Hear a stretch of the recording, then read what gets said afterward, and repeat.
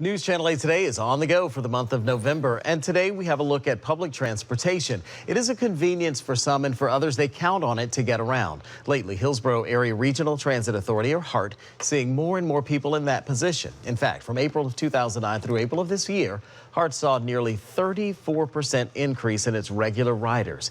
This year, they had hit a milestone as well, with the most riders ever at more than 14.9 million. So what is the experience like for those riders? 8 on your side took a ride to find out. I took off from the WFLA studios in downtown Tampa with a rep from HART. We arrived at the bus stop across the street at 8:30. HART rep Sandra Morrison checked the system's One Bus Away app to find out exactly what time that bus should arrive. It showed us 8:36 a.m., so we wait. Well, the bus actually showed up at 8:45. We boarded and then headed for Kennedy and West Shore.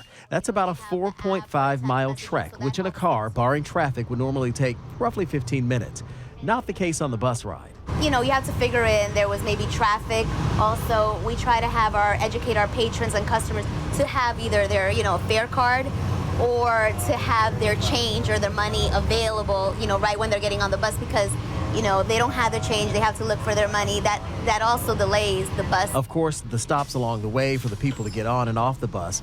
We ended up arriving at the corner of West Shore and Kennedy at 9:15, about a 30-minute bus ride. We immediately crossed the street, walked to another bus stop to head back to the studios.